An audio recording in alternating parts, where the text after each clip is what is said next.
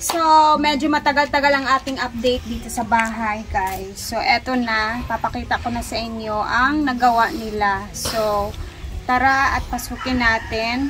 Actually, kompleto na ang mga forma ng poste, lahat na, at saka yung beam. So, ang papakita natin sa inyo is yung ginawa talaga nila na, ayan, napakaganda na sa feelings. Ayan, kompleto na yung beam at poste. Tara, halika.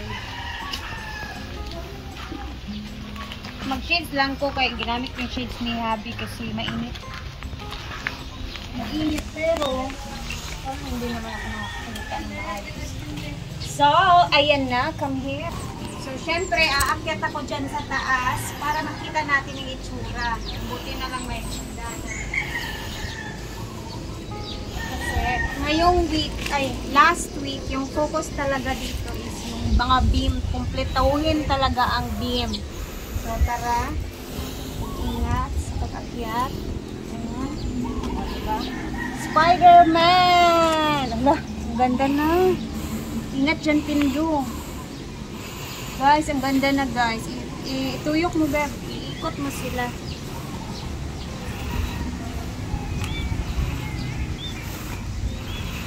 Hindi lagi na puno. Normal lang na siya, Nana.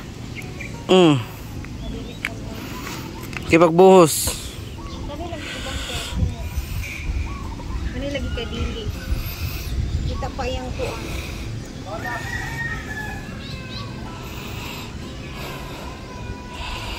Tungod kay beam man siya sa tunga.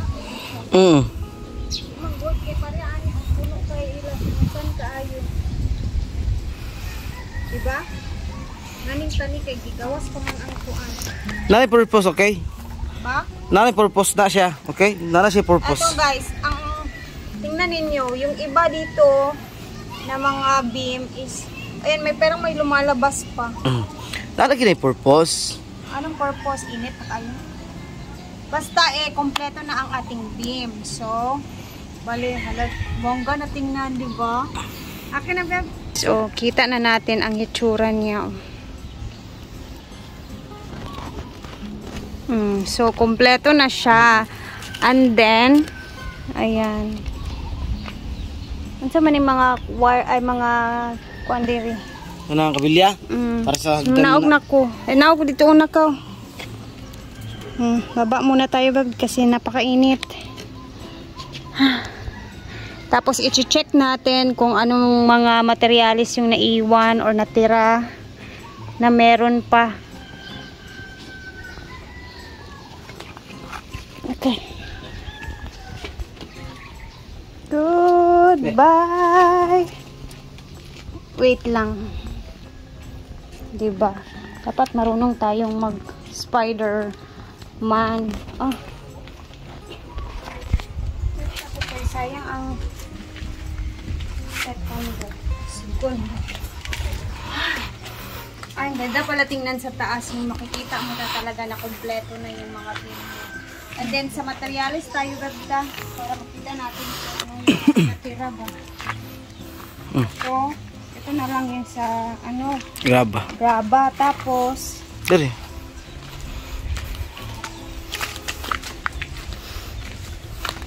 Kaya magamit pa ni? Wala na. Pero Wala na. And then ang dami pa natin doong mga graba. So, ang mangyayari next month or ngayon naman, pag nagsahod tayo ulit, focus tayo sa buhos ng bahay doon para sa second floor. Kasi, iba kasi yung forma nito. Bubuhos natin siya, guys. Magbubuhos tayo sa flooring sa taas. Kasi, ang gagawin namin ni Habi dito is parang gagawin nating buong terrace yung sa second floor. Kumbaga tambayan ng mga mga tambay. And then, wala na tayong semento. Wala na? Nandito daw yung ibang semento dito nila tinago kasi kailangan hindi mabasa. So, hindi pasok. Parang ayakot lalagi. Oh. Pasok na. Ta. So, Yeah. Yan. May konti-konti pa. Yung tie wire ko, marami pa. Yung mga kabilya na yan, mga gamit pa yan ha. And then, nandito yung mga semento ni nilalagay guys. Nagpaalam naman sila na dito nila ilalagay kasi... 7? 7 ba yan? Oh, 7. Tapos, actually, dito sa labas, parang bahay naman natin.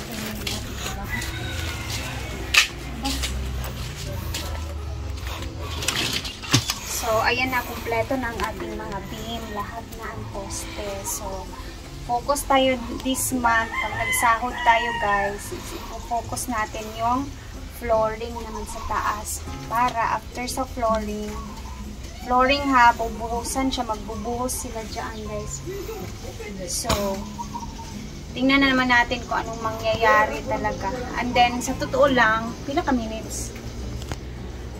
5? 6? So, sa totoo lang guys, 1 week lang talaga yung trabaho nila dito.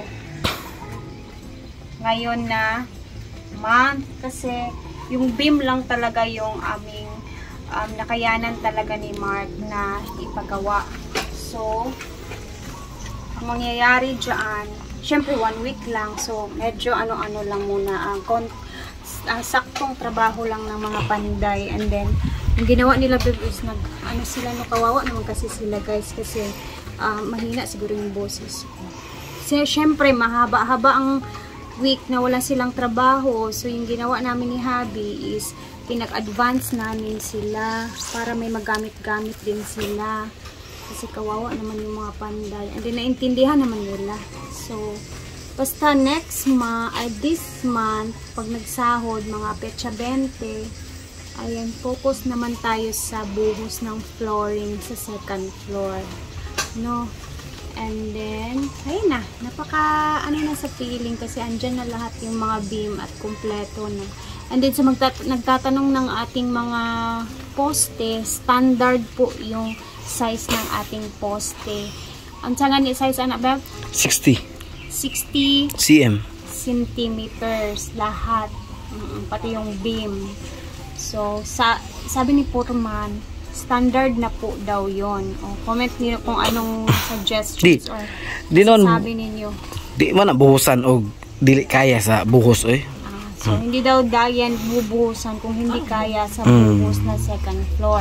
So, yung standard na buhos talaga beb sa ganyan is 4 inches yung alam ko. Mayra, 4 inches na kapal. Tama ba ako guys? So, ayan. Diba? Hindi natin mamamalayan matatapos talaga to.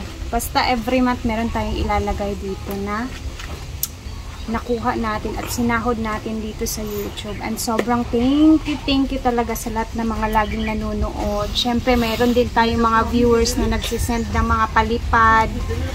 So, sobrang salamat po talaga ito at nakikita ninyo kung ano yung mga nagagawa sa bahay at kung saan pumunta yung mga sinahod natin at 'di ba? At least kahit papaano, kahit maubusan man, kahit maubusan man ng maubos man agad-agad yung sahod, guys. At least andyan na sa bahay. So, kami ni Habi ngayon, ang ginagawa namin is pag medyo takilid na kami kasi halos lahat kasi dito namin nilalagay.